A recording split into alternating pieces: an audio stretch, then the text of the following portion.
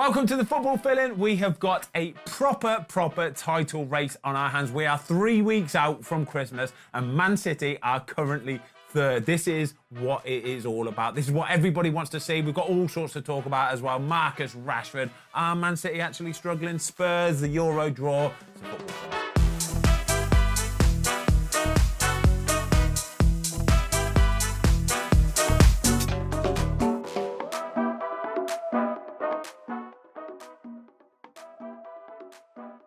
Right, lads, did you have a good weekend first and foremost? Yes and no. Okay, yes and no? Yes. Yes, me More too. More definitive. Personally, I had a good weekend. Professionally, it was shit because United are shit. All right, well, we're going to talk about Man United because I totally agree with you. They were double shit, actually, on Saturday night. They were so bad. We got to start with Man City, though. This game last night, I enjoyed it. I knew it was going to be a good game. I expected there to be goals. I just didn't expect there to be 3 for Spurs and 3 for Man City. That's fantastic. And I think before the game, I think we would all agree that Man City were favourites. And in the first half, it played out like that. But if Spurs were going to get something, they had to be clinical. Yeah. And they were so clinical. I thought the first goal and the second goal, I mean, I'm going to ask you about in fact, I'll ask you now, goalkeeping on Ederson. Should he have done better on both those? Yeah. Yeah, the first one particularly, he's just got it wrong, hasn't he, Watto? It's simple as that. Go on, break it down for me. He'll be so disappointed with the first one because he's actually got so much time to get set and he's actually thinking Son's going to have a better finish. Yeah. And in the end, normally he should just stick a foot out and just get a block on it because he gets in that in-betweeny bit, doesn't he? Yeah, it does, yeah. But I just think... And again, you talk about the levels of the goalies. Like, he's phenomenal with his feet, isn't he? But I would have said probably 19, 18, 17 of the other Premier League goalies would all stop that. Yeah. And I think that's then the level of, obviously, City really want to build and play, but that's a big moment when he lets it in. And then you'll come on to the second goal where maybe another goalie... Not strong enough with the hands. Just reads it a fraction earlier. I think the first goal for me is... again, totally agree, but... This is the sort of bit that managers will be, after the game, like today especially, Pep will be looking at this video of the Spurs game and he will be, I was going to say pulling his hair out. There's now left to pull out. But they are massive moments. First goals in games, aren't they? Sure. They are absolutely massive. But I think he'd be so disappointed. I mean, for Spurs, on the edge of the box, it's a punch, he gets it at his feet and there's 2 or 3 City players come and he wriggles out of it. Then he puts Son in, and you think, right, attacker against the defending attacker for City. And Doku just lost all his pace, didn't he? Yeah, but as soon as he heads it, he's like, I'm in big trouble here. But the action from Spurs and the bravery on the edge of the box deserve to give him the chance.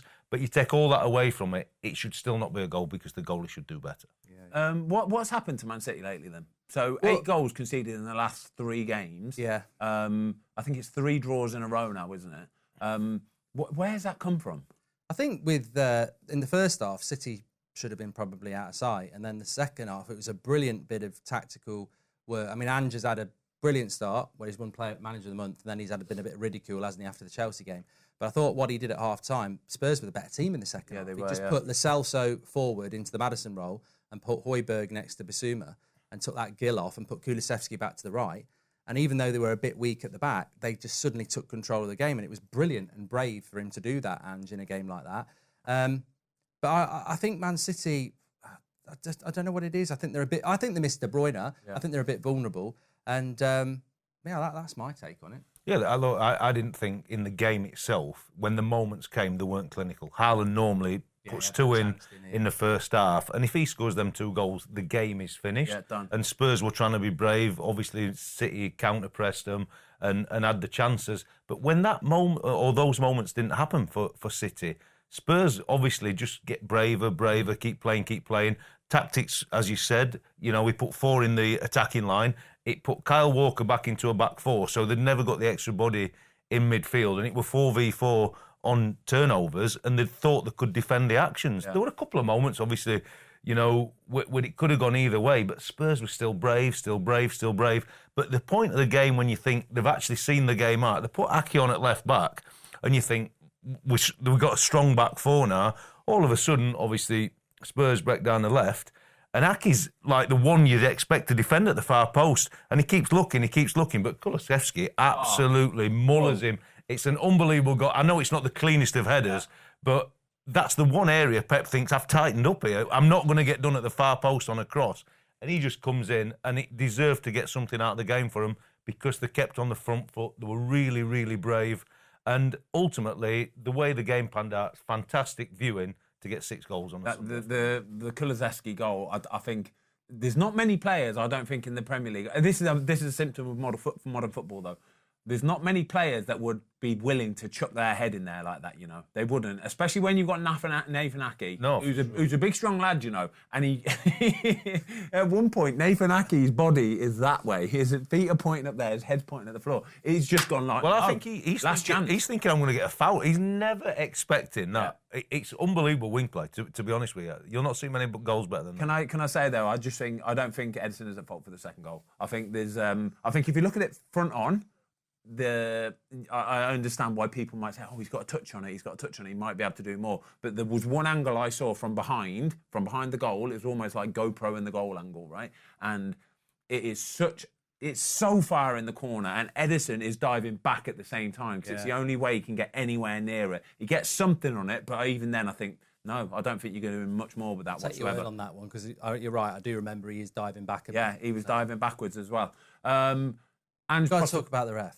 We'll talk about the ref in a minute. I want to talk about Ange, because before the game, he got asked one question in his press conference, didn't he, about, are you still going to be playing the same way against Man City? And he went, I'll give you one guess, basically. And everybody kind of just went, oh, like, this could be naughty then, this could. But they didn't play the same, did they? Because if you think about that Chelsea game and the halfway line, he's not doing that. It's not the same as that. It's not the same as that. Principle of pass and be brave. Yeah, you're not going to change that. But they tried to start from the edge of the box. There's not many teams, though, that would be away at Man City on a Sunday night and be the team on the front foot and the dominant team. There's not many teams like that, especially with the injuries that Tottenham have got. There's not many teams that would still be able to do that. That shows me that every single player on that team has bought into his philosophy, his ideals, and the way he wants to play football. That's impressive, isn't it? No, look, it's really brave and very commendable. But I actually think if you're going to give City any problems, that's the only way to go about your business. Front foot. If you're going to sit back in a mid-block or a deep block, you're just inevitably waiting for it to happen. And you're so deep when you actually get the moment in the game where you win a ball and you're trying to spring at a counter-attack for yourself. It's too far. The pitch is too big for you because they're pressed so high against you, and you're hoping that you can just nullify everything for 95 or 100 minutes. Whereas when you make a game of it, look, in an open game, City normally can kill you. But the way Spurs go about the business, high press, relatively high line, goalie sweeping up behind them, it's going to be goals against them for sure. But it gives them a chance to get back in the game. So the second goal you're talking about, high line, wins the first header, straight into the centre forward's feet, lay off. Son makes a great run diagonally. He steps inside, and that's the bit where I think for you in goal, you'd be disappointed because when Son makes the run and he steps inside, all the left side of the goal's blocked off for you. There's only one way he's going to go. Left foot is going that way. Yeah. And I think a little bit of anticipation, a little bit more dynamic in your push and your extension.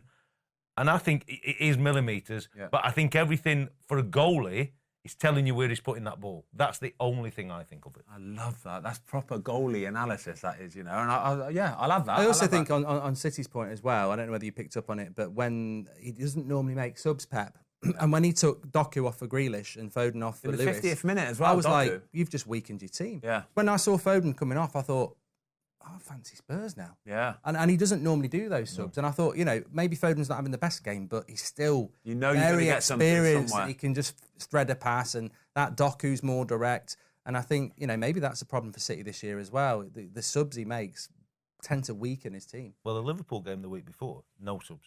No, that's what I mean, yeah. So he were obviously fearing something in that game. But in the end, it opened a little door for... All right, let's talk about Simon Hooper then. Let's talk about this... What a guy. Leave him alone. He just wants the pubs to be busy on a weekend. He's made a mistake here, hasn't he? But you know what? The thing is, Man City, quite rightly, their fans are not very happy. But look at Liverpool. They had an onside goal not given. Look at Arsenal when we're not talking about that. It's not VAR. What I'm trying to say is that's just human error, and I love that. Yeah, because when Man City fans are crowning him, I'm like, yes, it's an injustice, but you can't change it. It's not going to VAR. Your chance was Grealish running through. He's blown the whistle. You can't recreate that. So I was a little bit like, it's just pure emotion and I get it. And Man City fans are right. It was a terrible decision.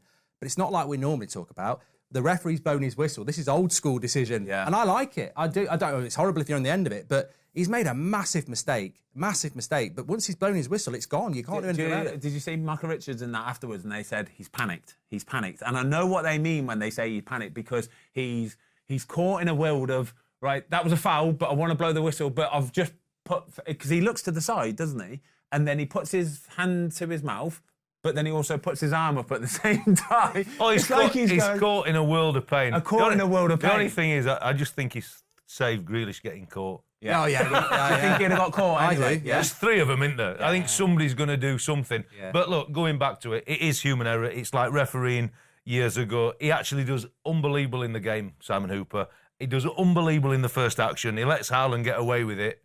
And then I think he's had three things run in his mind. And all of a sudden he's blown the whistle. But I can tell you one thing, as soon as he blew that whistle, he knew he'd made an without doubt he has. Almighty balls up. And obviously it gives us plenty to talk about. You only blow the whistle there if it's like a 2-footed red card. You don't blow it for... I don't even know if he booked... I presume he booked him, but yeah, you can't... There's just no justification to blow your whistle and stop it. But we all agree that Grealish probably would have got caught and tackled anyway, yeah? I think he was. I think he'd have got That's caught. what I mean. Everybody's kicking off saying... And I'm so glad he did it. It's been horrible on Spurs. You got Vicario in goal as well. Vicario, proper goalie, by the way. I love Vicario. What a player. Finally, before we move on to the Liverpool game, does this change anything in the title race, though? Man City, are they still going to win it, or is it on now? I think it's proper on. I would still expect them to win it, especially when De Bruyne comes back, but I think obviously losing Rodri for the midweek game away at Villa, that's another test for him. You know what I mean? I think if Villa beat him on Wednesday, it's game on. But I'd still say City second half of the season. Have you seen any videos of De Bruyne lately? By the way, have you seen what he looks like? No. I've seen him out in like Abu Dhabi going to these Grand Prix and stuff like that. He's got like a new haircut. Yeah, he's wearing like. Have you seen this, lads? Does it look like he's semi-retired? Mate, no. It's like he's fell into like being cultured or something. He looks like. I don't know how to describe it. He looks like a bit of an artist. He's wearing these like flary clothes and stuff, and like he's got this like side parting now. He's having a midlife then. I don't know. It looks a bit weird. It looks like I don't know. I'm not happy. Yeah, I'm not happy with it. Proper side partings. Like, I mean, like long hair, wafty kind of. Anyway, right. Let's move on to Liverpool. Have you seen the goals from this game, by the way, lads? We've watched them all. We've watched them. Wow-wee. Wow-wee. All four of their goals, absolute bangers, absolute belters. Fulham should feel, rightly so as well, a little bit aggrieved. But Liverpool just going about their business, week in, week out. They are 100% in a title race now. I think they've got momentum on their side. Look, we know they've got phenomenal quality in the front third of the field, you know what I mean? And if Núñez ever gets his scoring boots on, I mean, he played really well. Takes up some really good positions, links well. They've got the lot. I mean, if he starts scoring, if he can be a 20-goal a season man, what they've got, they would be phenomenal. I think we obviously talk a lot about games on a Sunday and bits and pieces, but the Premier League's just a phenomenal advert now, isn't it? 4-3, Fulham will be really, really feeling it. Travelling home last night. I mean, they probably, in all essence, deserve something out of the game because Liverpool scored 4 worldies, didn't they? You know what I mean? Yeah. I thought before the game, I think taking Alisson out of your team, and I don't fault the goalie, the scruffy goals, aren't there? Scruffy goals. But I think Alisson probably saves 1 or 2 of them. Yeah. And I think when you change the goalie, even though it's an injury, it's what the level of the backup goalie is. I think he's a good goalie, Kelleher. What effect does that have on the rest of the Liverpool team, Watto, when you've got such a big goalie, such a big calming influence, such a world-class player like Alisson, and then he's not fit for the game? What effect would that have on that Liverpool team going into the game? I think everybody knows going into that game. As soon as they seen him go down the week before, they're thinking, I'm hoping this is only a couple of weeks, but all week there'd have been a different feel on it. Yeah. Because the Liverpool back four know that when somebody gets in behind them on a 1v1 situation or balls are flashed across the face, he stops it. He gets blocks. The goal the week before, he made an unbelievable block at City, straight up the other end, 1 apiece. And it would have been a scruffy goal if he went in, but the 2 goals that went kind of through Kelleher, and that's the moments that he probably keeps out. Yeah. So they would have felt a little bit... would be criticised for those goals, wouldn't Yeah, if they'd have gone in. They'd been mistakes. Sure. Yeah. And I think that the back four would have been slightly apprehensive, knowing that because he's so good, the drop-off is quite large between the two of them. But in the end, they've obviously won the game 4-3, and it's game on for the title. Mark, talk to me about Trent. He's scoring goals. Is this like a bit of a revival for Trent Alexander-Arnold? No, I think he'll still cost them goals at the back because defensively he's like an apron, isn't he? He's wide open at the back. But that's not. I think I said this a couple of weeks ago. He's not everybody's perfect. Going forward, he's an amazingly talented player. I mean, he's almost on the Beckham level, isn't he? Of what he can do creatively and the goals he can score. As a defensive right back, he's a liability. But this is why Klopp does it, because of what he gets going forward, and he wants to be on a front foot team. He doesn't want to defend like a Mourinho team. So I think Trent. The interesting thing with Trent is, do you think he'll transition into the midfield because he scores the winner in the midfield? I think Joe Gomez came on, didn't he, and played at right back. So I think that's the interesting thing for Trent. Is he going to do what Gareth Bale did, and is he going to actually move into the midfield? Because then, defensively, it doesn't matter as much, and you focus more on his attacking plays. Whether he can do that. That's 3 goals in a week now from outside the box as well. You'd be disappointed if you got an OG against you for that free kick. Oh, that's disgusting. You had to watch it on slow-mo to see what happened. To actually see it. And it is, though. It's an OG. It's an OG. It's coming back out. It's coming back out. It's so unlucky. But I like Trent in the midfield for sure. Whether he's a top midfield player, I'm not so sure. But I agree. I think as a fullback in the Premier League now, or an international fullback, I think he's too weak in one-on-one situations. And I think unless he progresses up the field, they're going to struggle, because Fulham really took advantage down that left side yesterday and, exposed, obviously, where he's playing a little bit, but also exposed him. So we talk about the positivity, and there's massive positivity for sure. But in a team, if he's going to be their right back, I think teams will always look to expose him. It's amazing how goals kind of mask everything, though, isn't it? If he scores a goal every other week, everybody will just go, "That's fine, just keep him there." And he can do that. He can do that. I mean, I think he's a world-class set piece, right foot, whatever. But I agree with Watto. I think defensively, in a tight game, he'd always be exploited there. But can he go into the midfield? I think that's the next step. Southgate uses him in the midfield. That's not a good point. Southgate's not the one to look at. I think this is why I think Liverpool are in a proper title race, by the way. Obviously, they're right up there anyway, but their next 3 Premier League games, Sheffield United away, Crystal Palace away, and then Man United at home. 3 easy wins there, Mark. Look, I've been talking about this for about 6 weeks. That Liverpool game at Anfield against Man United it's just nailed on. It could. I'm worried about what that could be. Like, if they played United like United play on Saturday night, or have done all season, they will absolutely. If they can score 4 against Fulham, I mean, if they finish like the trouble with the Fulham game is that Fulham can walk away, like you say, and they can't do anything about those 4 goals.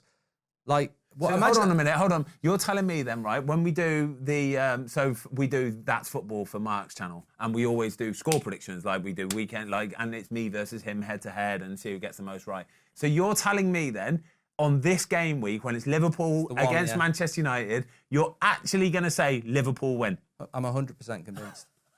I'm looking to the gods here. You need Alisson not to be fit to have any chance. I think what you're talking about, title races there. I mean, you were at United. I've seen United win titles, and people always think it's the Man City Liverpool games. It's not. It's those games, because everybody does it 3 or 4 times a season, where you look at it and you go, Liverpool home to Fulham, easy win. And there's always these games, and these are the games that win you titles. Arsenal have had a couple this year as well. These are the games that win you titles against the teams where everybody will drop points because they switched off. And Liverpool probably did switch off because of the Alisson thing, but the character to win that game is. But when you're shooting into that cop, mate, it's doesn't it? Yeah, and you just feel it. You can feel it. Because when Salah missed the chance from the corner, it's still 3-2, and 6 minutes left.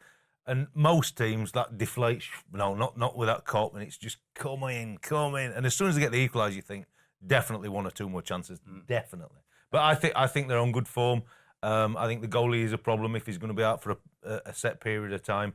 But their attacking prowess, certainly going to Sheffield United midweek, you would expect them to get a comfortable Liverpool, Arsenal, 23rd of December.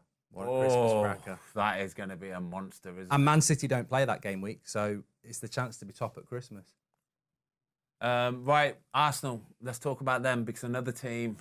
I've got the shirt on today, actually. Another team in a title race, Arsenal. You talk about games where sometimes they seem like on paper that it's just an easy win, it's an easy home win, but they're never like that, are they, Watto? Every single game in the Premier League is a tough match, right? Yeah. Honestly, it is, regardless of who you're playing. Maybe there might be a few exceptions with like Sheffield United or something like that, but this is another big win for Arsenal. I thought a massive win. I was really surprised, actually, that they went 2 up so early because I didn't think Wolves would allow them that kind of start. You know, they've been solid. They're one of the teams that I really like watching, Wolves, the way they play the game, they defend well as a group, they attack well as a group. And I was really surprised, especially, obviously, playing a back three, which would have been a back five at certain points in the start of that game, how Arsenal got up to such a good start. But I think Wolves just show that they are a good team because they stayed in the game. Obviously, lost the goalie through injury. I don't think he was saving the second goal, even though he was probably injured at that time. Bentley came on, made a couple of good saves for sure, but Wolves were always in the game. And I think at 2-0, it's a dangerous score because the game's not put to bed. And as soon as they get that goal, and obviously I think 4 or 5 minutes left in normal time, plus what you're having in injury time, Arsenal just want the whistle. They want to see it through. And that's what a 2-0 scoreline does for you. It gives the opposition a chance when they get it. But I think just to finish that game, take the 3 points, which is a tough game. Everybody says, easy home win, no chance. I think Wolves are better than that. But take your 3 points. They're going, I think they're at Luton next. And obviously with City slipping up again, it's keep your foot full on that accelerator and we go in. I think they are a really positive team going forward as well. And I think for sure, he obviously put Raya back in goal. I think that decision's been finally put to bed now. Isn't it? And I think they'll try and move on and I think it's going to be so close this year. Yeah, I think they're going to be closer this year. I think Watto's right. Defensively this season, Arsenal are better than last year and they can shut a game out. But credit to Wolves because they did stay in the game and the first 15 minutes, the reason they were down is because Arsenal were playing like they did at the start of last season. Yeah. The goals were both, I don't think you can stop them. It's like bang, bang, bang, goal, Odegaard. And I think that's something about Arsenal defensively with Declan Rice, Raya and Saliba and Gabriel have just been so strong as a unit and they've not conceded many goals. But as an attacking unit, they've been really reliant on moments from Saka and stuff. But on Saturday, for that first 20 minutes, it was like watching Arsenal at the start of last season. Odegaard's not had the best of the season, but I think with Havertz, it's made it difficult. And Jesus has been in and out of the team. They've played Nketiah a lot. But that's the value of Jesus. He's never going to get you 20, 30 goals. But what he does do is he links things up and he's involved in both of those goals. And it was like that Martinelli, Jesus, Saka, Odegaard front four, that first 20 minutes. They'd have took anybody apart. It was literally little flicks here, there and everywhere. They were really impressive. And they just couldn't keep it up, but I think that's credit to Wolves. I think Wolves just stayed in the game and they're a good side. I think that this is my worry for Arsenal, I think, for the rest of the season and for the title race as well. I think they are missing that big boy striker. I think if they can go out in January and get somebody big, even an Ivan Toney, I do. I think even an Ivan Toney would enhance them massively. But it changes the dynamic of their team. At certain points, you can't always play that free-flowing, attacking football like you are. Teams will set up different. Yeah. If you can have more of a focal point, whether Tony's the answer or not, but he gives you something different that you can play off, then you might just come out on them 2 or 3 really scruffy games when you need it, and that might just be the difference this year. I agree. I think with Arsenal, there's a lot of people sort of saying they're going to win the league. I think I heard Neville talking about it on his podcast yesterday, and I was like, why are people saying this? Are they saying it just because it's hip, or are they saying it because they genuinely believe it? Because I look at Arsenal and I think they're in the race. I don't think they're any better than Liverpool. I don't think they're any better than Man City. I think it's an intriguing 3-horse race, and anybody who's picking someone at the moment is guessing, because I don't think it's not going to take shape until, well, we've got to see that game at Christmas.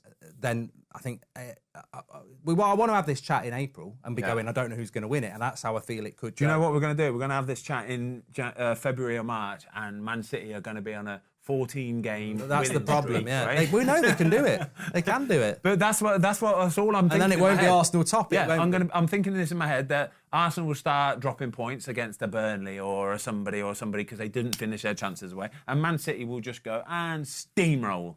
I think Liverpool are the team best placed to probably put up a real fight this season. Right, come on then, it's time. Mark, talk to me about your boys. Saturday night, Manchester United away at St James's Park. I didn't watch it. Yes, you did. I was eating cucumber. I saw some cucumber references. Talk me through this game, mate. Look, to be honest, we were talking about it off. I don't normally take any enjoyment in United getting beat, and I don't take any enjoyment. But there was a long period of that game where I was looking at Newcastle going, I'd gone past being a Man United fan. I'm always a United fan, but I knew we weren't winning. So I'd gone into the brain coping mechanism of going, Newcastle are a good team, aren't they? He has done a good job. Look at the way they're knocking the ball around, because we were just so bad. And you say about Wolves staying in the game against Arsenal, they deserve to stay in the game. How we were in the game, and Maguire was offside, but it would have been the biggest injustice in football if we got a draw. We were so bad. I'd have been angry. Yeah, I would have. I'd have been a little bit angry because I'd have been ecstatic. You've got away with murder if they had nicked something. But I saw a graphic of average position, and Newcastle very high, but you can see the shape of the 4-3-3. Man United, it was like a 4-6. Yeah, There was just no midfield, and it was deep as well, and the gap between the defence. I mean, look, if you play Maguire, he's doing all right for United. He's getting a lot of blocks in, but we're on the edge of the box. Yeah. He's then got a massive gap. The midfield, I don't know, McTominay may as well have been the invisible man. Bruno runs around everywhere because he's trying to get things going. Mainu's 18 years of age, and Joel Linton, Bruno Guimaraes, and to be fair, that Miley bullied them. And Anthony it happened Gordon all over the bullied pitch. them. Trippier bullied them. And Livramento, as we know, bullied Rashford, who I think, what's going on with Rashford is... I personally think there's a case to be said that he thinks he's the star of the show and he's sulking on the right wing because there's another guy on the left wing who's getting all the credit. What do you make of when Marcus Rashford got took off and he's walking and sits down on the bench, and that scene, that sort of looking at that bench and how miserable everybody looked, how cold they all looked. They all looked genuinely like they just wanted to blame everybody else, didn't they? Well, they look like a team to me. I watched the game on Saturday night. They look like a team to me that's finding football really hard. They're finding the job. It's all really hard work to them. But to be a really good football team, Newcastle are a good football team. Yeah. They've got good footballers, but they work really hard and they enjoy working hard. And part of that is running over the top of the opposition. And I think Rashford's in a difficult moment for sure. I think people have got on the bandwagon a little bit with him. I think it's like a VAR decision. When you slow it down, you can see that he's out of shape for the team. And when you stop it, it looks like the pitch is wide open because he's in a poor moment. But I think there's a part to play from his side as well, when I don't think he's doing as much for the team as what he should. I think you could talk tactically and say, well, is he not tracking all the way back so he's in that real counter-attack position? But against Newcastle, if you don't get yourself back in there, the two fullbacks that they've got and the wide players that they have on show, you're going to get beat. So if it were tactics in terms of telling him to hold in a half-and-half position, so if we get it, we'll play a little diagonal out and we're on the counter, then I think he made a tactical error there. Or is it the fact that most people are getting onto that him and Garnacho on either side weren't working hard enough for the team? But if you're not going to outwork Newcastle at St James's Park, you're getting beat. But I do think that he's getting a little bit of stick and everybody's on the bandwagon with it. But he don't look happy in his football. No. Man United don't look happy in the football. And you compare them to a Newcastle who actually played phenomenal football, drove forward at every opportunity. Two fullbacks Trippier and Livramento. I had Livramento at Southampton. He got a terrible injury near my last season near the end. Good player. And honestly, I'm really delighted for him personally. He's come back through that. Yeah. But like they are two fullbacks, probably arguably the best in the league at the minute. Yeah, true that. I wanted to ask you two something on Rashford actually, because I was talking about this on my watch along yesterday, and I said, look, people like Rashford on the wing because he's right-footed and whips a natural crossing, which he doesn't want to do. Rashford wants to play on the left-hand side, cut inside. Now, for me, when I cut inside with my right foot and I shoot, I've got more of the goal to aim at than I have on the right. where I Opens can't, it up. Yeah. As goalkeepers, Rashford on your right-hand side shooting against you or cutting inside. Oh, I don't want Rashford cutting inside and shooting with his right foot.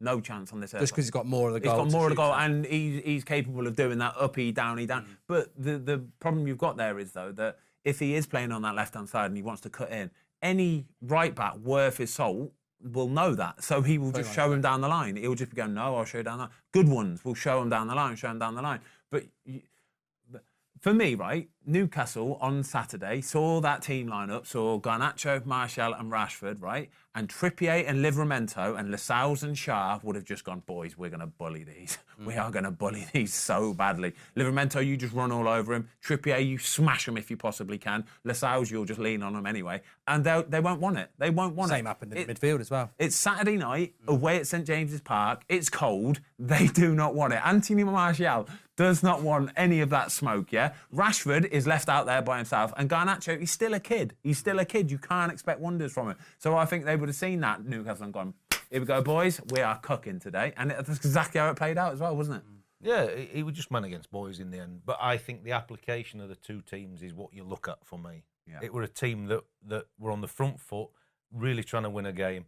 And United just turned up hoping to survive somehow. Look at the Newcastle players, right? How they were flying around. Anthony Gordon, right?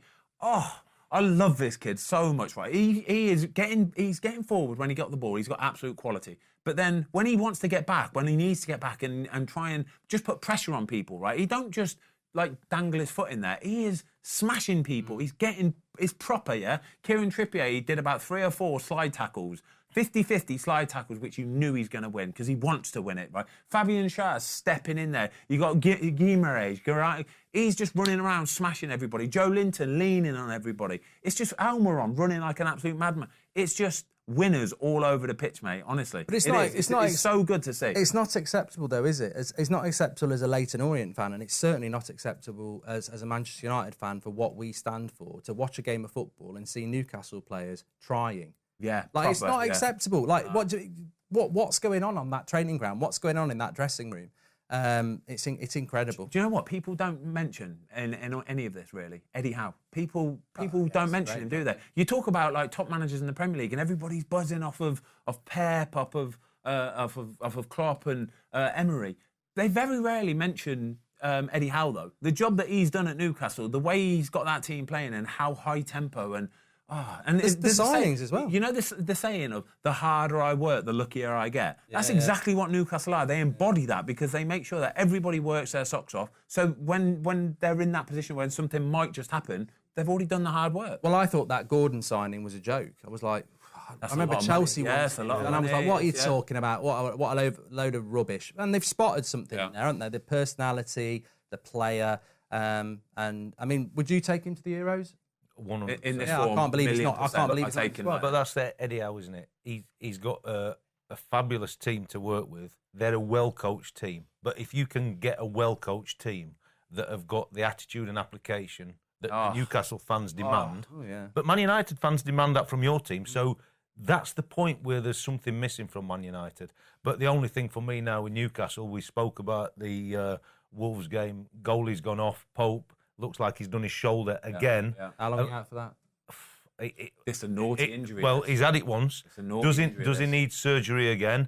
And then it's a lot of rehab. Now, the thing for a goalie is you want to be strong and powerful, but you've got to be flexible. So the more surgery that goes into this shoulder and tightens it up to make sure it doesn't pop out, you're going to lose a bit of range and flexibility.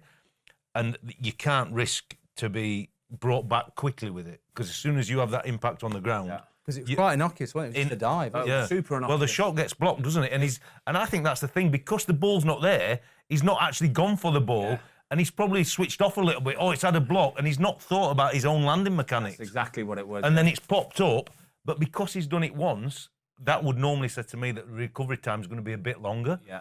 Because they really have to trust that it's knitted in properly. But then for him to keep that range and power, it could be a tough one. Though. The thing is... what are we talking, like months? Yeah, it's months. If he has to have surgery... near the end of the season. If he has to have surgery, he's probably season done. Opportunity for Newcastle to go and get a ball-playing keeper then. Well, Ramsdale. Well, I think Said ball playing goalkeeper. I think in January, if they know it's surgery, which they'll know, and it looks like an end of the season thing, you can't go with Dubravka. I don't think they would. No, I don't think they would. I think that Ramsdale would be a perfect fit. Perfect. Can we just say though, by the way, I'm absolutely heartbroken for Nick Pope, by the way. And Newcastle's injuries as well. I mean, it is terrible because Pope, I think, in the Champions League has been unbelievable. Unbelievable, yeah. Unbelievable. And it's again, it's what I said there. He's done this before. I remember he did it at Burnley. I don't even remember this. Yes, he was out for a long while with it. Shoulders for a goalie is a big problem, because obviously it's like feet for footballers. Basically, yeah. But you've got to think that every time you dive, you're thinking, oh, please don't pop out, please don't pop out. It takes so long. Especially if it can happen like that. To get that confidence back. But it's like what I said, it's because the ball didn't actually come to his hands. He actually he can then pull his arms away and just. But then he's taken the eye and he's just landed a bit awkward. It was such a. Because I thought it was his knee. Because I was saying shoot. He was holding it. I don't know why the referee blew his whistle. You don't want him to shoot when the goalie's down. That's the only way you're going to get a goal. Come on. I was like, what? Play on. It's not a head injury. You'd have taken that goal as well, wouldn't you? You should have got one of your guys to pick that ball up and say, look, he's got a bad injury there. Like Di Canio. You got to take everything you can. Just give me a little bit on Onana, mate. Talk to me about Onana's performance. Because I thought, after a lot of criticism in the week, I thought he did okay against Newcastle. But there's still, I feel like I think he's bringing problems on himself a little bit. Yeah, look, he came through the game and we've played in goal, so we know what he would have been feeling going into that game. And it's a difficult game. And I just thought he did okay. He came through. The saves that he made, I'd expect him to make him. He's playing for Man United. This is the reality. If you look at the stats that we've got here, like they've conceded 105 shots in their last 6 games. That's ridiculous. That just cannot be Man United. That's like a Sheffield United stat.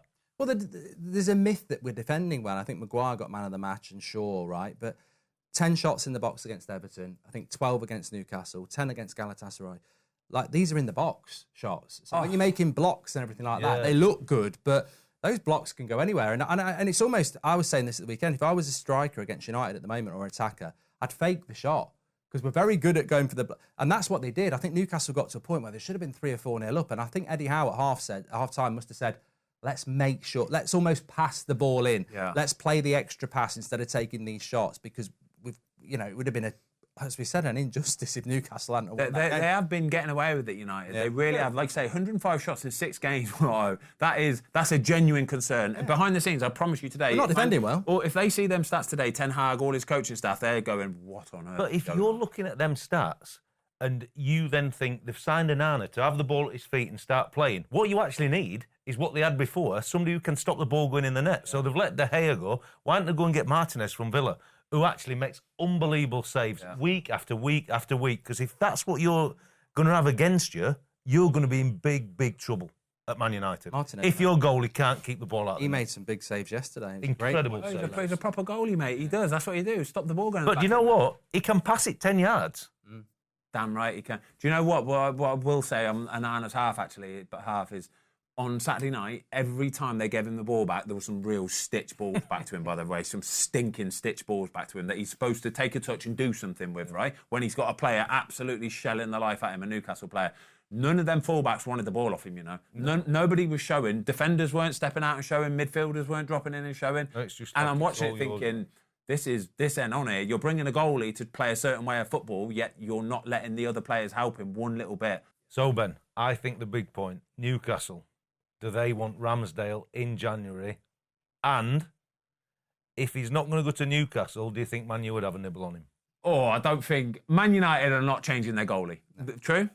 Can't afford to. They can't afford to. Man United, they're sticking with this now. It's as simple as He'd that, make more saves than Onana if they're having 105 shots. I totally agree. I totally agree with this, right? But I think this is the brutal world of football, brutal world of goalkeeping especially, right? When one door closes, another one opens, right? And it's horrible, but when you get a big injury like this, and we don't know what Nick Pope's done. He could be out for a month, he could be out for 6 months. You just don't know, right? But if he is going to be out for a long time, I think Aaron Ramsdale would be an absolute perfect fit for Newcastle. Really do. I think it'll come in. If Arsenal won't let it happen, though, because they go, oh, Newcastle. Yeah, true. That's a really good shout. To be fair, why would you want to try and strengthen one of your rivals? It's whether this is the tough thing in football. I've got the counter. I've got a good counter. You probably know this better than me because you've worked on the coaching side of it. All right. Aaron Ramsdale is. I guarantee you, even this morning, right? Aaron Ramsdale will be thinking, That'd be a really good move, that would be a Could really be good in the move. Euros, It would be a massive chance for me to go and play Premier League football, and it would be a massive chance to keep myself in that England team for the Euros. And if I go and smash it, you just never know. I might even start at the Euros, right? But then you've got Arsenal going, well, we ain't lending you to why would we want to strengthen Newcastle? So this could be a big problem. This could be a bit of a falling out as well, couldn't it, Watto? Yeah, look, money will always talk. I think Ramsdale and his people, if there's a... Look, we hope Pope's not going to really see this one, but looking at it and all that we've discussed, it could be out for a long period. It's a perfect move for Ramsdale, 100%. Arsenal would definitely put a clause in there. He can't play against Arsenal for sure. Yeah. But if you think that Newcastle are a good team anyway and they're going to take points off everybody else, I don't think it's such a bad move. I like it. Yeah. Right, let's talk about England's Euro draw, because I think we've been given... Wait. We've given our thought on Rashford. Everyone's given their opinion on Rashford. For England as well, what's your opinion on Rashford at the moment? Is it something to be concerned about for United? Yes, without doubt. Concerned all over the place, I think, because he... for me, his performance is just nowhere near it. Absolutely nowhere near it. And I said it on your United stand earlier, actually. I said, every time any pundit, any Sky Sports, any whatever, talks about Marcus Rashford, they always go, well, he's obviously a very good player, but he's having a bad time at the minute. And they always say the same thing. And I'm like, yeah, that's cool. He is obviously a very good player, and he had a great season last season. This season, though, he hasn't. He's not. He's been miles off it, in fact. And like I say, watching that game Saturday night, I just don't see somebody enjoying their football. He's not enjoying it, is he, Watto? No. He's not enjoying it one little bit. It feels like there's so much pressure on his shoulders and so much focus and scrutiny on him that he can't settle into a method of playing football. He got given that penalty, didn't he, a couple of weeks ago, and everyone thought, oh, hopefully this might kick-start him a little bit and he might be able to go on and do stuff. But you've got to look at performances, as simple as that. I think what you need to do is disregard the name. No matter what your name is, right? On that pitch, if you're playing right wing, left wing, centre forward, no matter what, right? If you're not doing what the manager wants you to do, you have to come out of the team. It's as simple as that. It can't be that way in football. Sentiment doesn't carry much. There's no sentiment in football. I think he's obviously naturally struggling. The one thing that we touched on earlier is you normally in the difficult moments you enjoy working hard, because that sometimes just gets you back into it. But at the minute, even against the ball, he doesn't seem to have the appetite, really. Yeah. It's not just Rashford. There's a lot of players in that Man United team. There are a lot of players in that Man United team. But then who'd you go and replace him with? And if I was Marcus Rashford, finally, I would just say, look, if he sorts that midfield and gets that defence further up the pitch, I'll get the ball more and I'll score. I'm living off scraps. I've got to do better myself, but let's not pretend everyone else around me is doing a job to help us attackers. Exactly. Hoyland came on second half, did a lot better than Martial. Did he get a chance? No, because he's in a bloody graveyard. Yeah, I think that's probably what Rashford was saying when he came off, by the way. I think, when he sat on the bench. What am I supposed to do? Yeah, I think he's basically annoyed because the ball isn't getting to him for one, and then even if the ball did get to him, there's nobody around him. That's a game, no help. Well, you just got to be in a mindset, I'm going to work hard. You've got to work hard. I might not get a chance. You've got to work hard. That's all there is to it against Newcastle. Where it's St James is, you've got to work hard, the whole team as well. And you've got to get up together, you get back together. Get up together, get back together. You can't go lone wolf in it. It's not going to work. But that's why the question then comes back to England, doesn't it? Can you have somebody with that body language and everything at the minute? Yes, you can have a dip in form, but you're trying to create a culture with England, obviously being in the team and playing well, but you're trying to get the group sorted for the summer and everybody in and around it on the same page. You can't have people. This is why I think he's a different player for England, though. I think Marcus Rashford for England is a completely different animal because he's surrounded by players who are upbeat and positive and optimistic, and they want to do it the right way. They've got a manager who sets the standard. And you can say what you want about Southgate, but what he does breed in that England team, at least, is yeah, no, he doesn't. He does breed a positivity. He does breed a good atmosphere of everybody just has to work hard. Well, Southgate's problem is, in my opinion, is it's the nepotism and the favouritism. We've seen it with Henderson, we've seen it with Maguire, we've seen it with Phillips, and we'll probably see it with Rashford. But that's going to be the problem for Gordon. And another player I think deserves to be in there is Sterling. I think at the moment, we've said it with Calvin Phillips and Henderson, why did they get picked ahead of Ward-Prowse, etc.?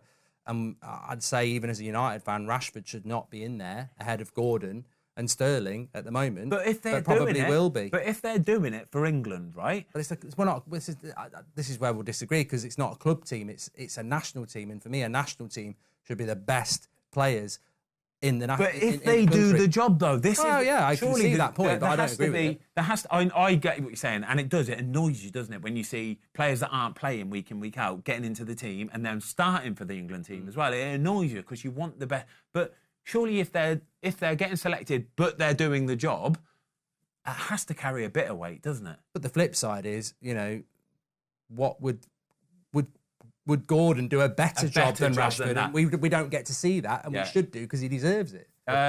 Go on, sorry about that. I would say timing's everything, isn't it? So we've just spoke about the two full-backs at Newcastle. Obviously, Trippier's always in the England squad. Livramento now has got to wait till March to kind of get a chance. Gordon's got to wait till March to get a chance. You don't know where the form is at that period of time. So sometimes in football, it's timing, especially with the national teams. But there's some players at the minute who'll really be fearful of their own positions within the England team, but be grateful there's no fixture till March.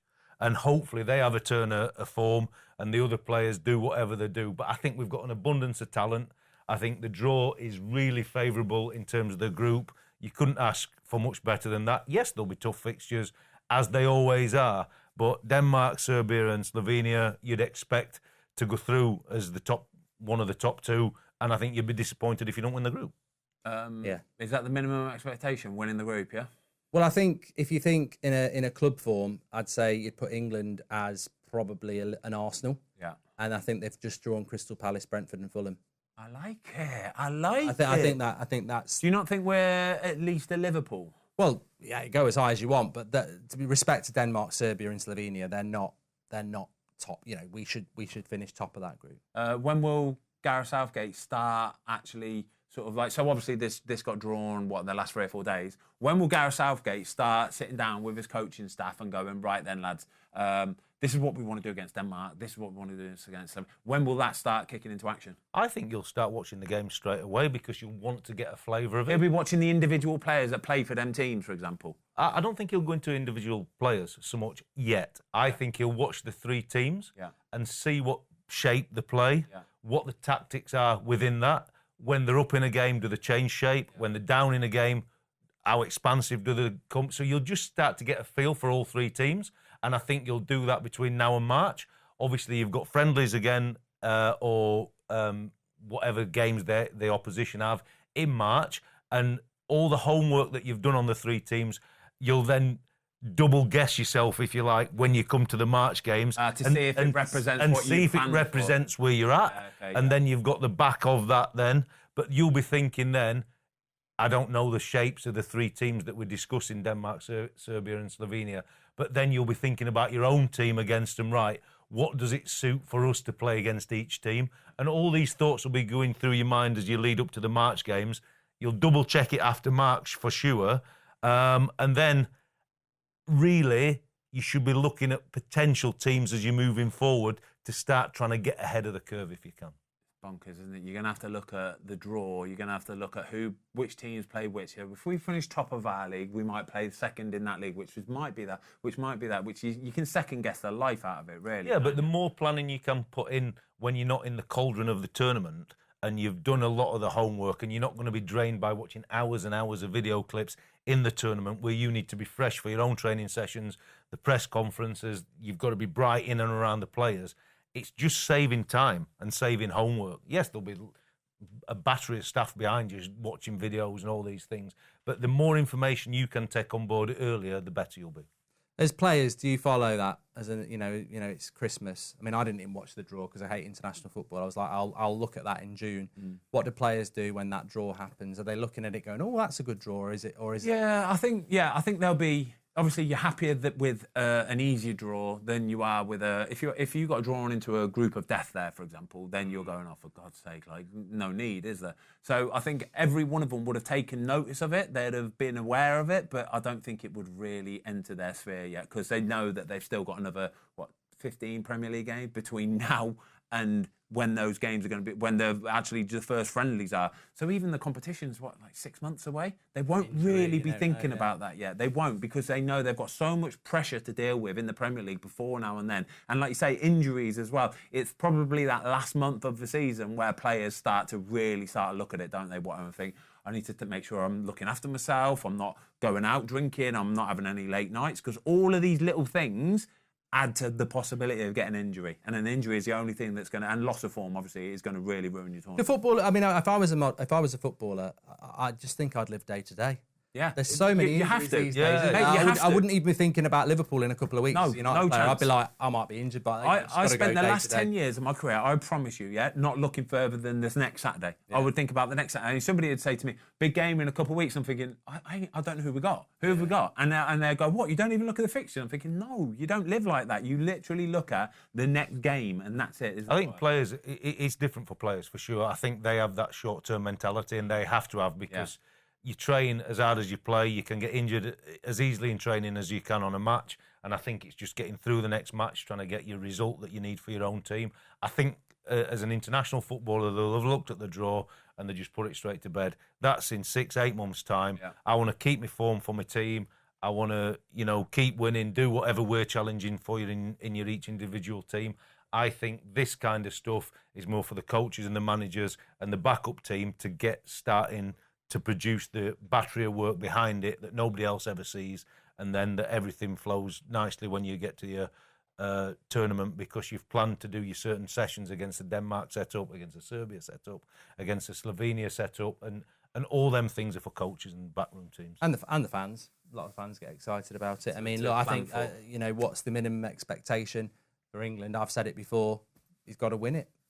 He's got to win it. And you look at that group and you put yourself out that group, then you're into knockout football. I think Southgate's probably stayed a tournament too long for me, maybe 2.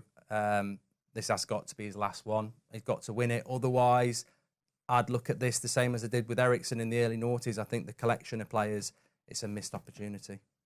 I love it. Incredible, you lot. We've got the quiz in a second. I think we've all decided that England should be winning the Euros, and that we've got a title race on our hands. As simple as that. Quiz time.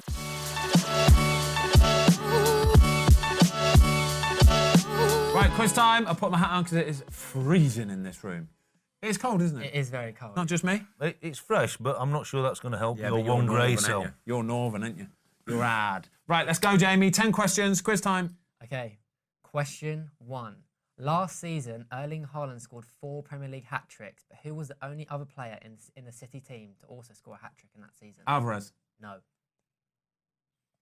De Bruyne. No. 5, 4, 3, 2. Foden. I know it. It was Gundogan. It was Phil Foden. Hey! Phil See, Foden. I took my time there. I was Mahrez and Foden. I thought He scored a hat-trick in the 6-3 win over Manchester United. that's why I knew. That's why He got a hat-trick in the City. I knew it was in there somewhere. Trying to not. Philly Foden. Question 2. Who was the only player to score a brace in this game week? Who was the only player to score a brace? Trent. Game week. Nope. No, Trent. he didn't. Own goal, one of them was, wasn't it? Good question. That's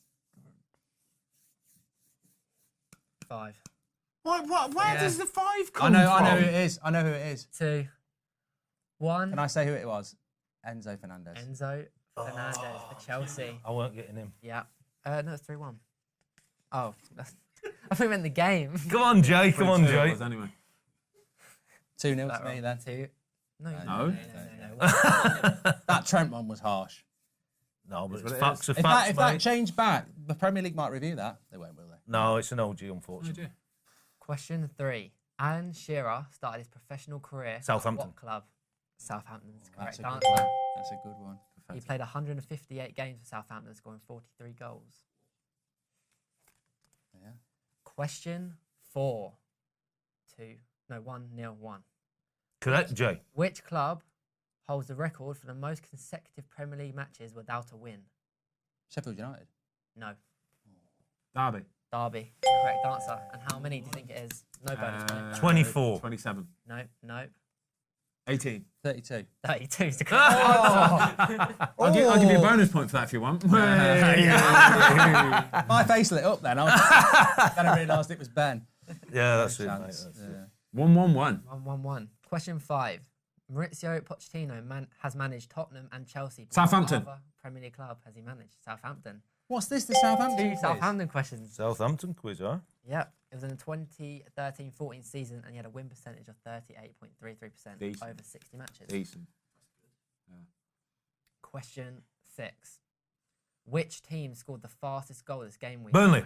15.2 seconds. J-Rod. Burnley. J-Rod. J-Rod. Great guy. Scored another Great guy. goal in under 15 seconds as well. Against Chelsea. Yeah.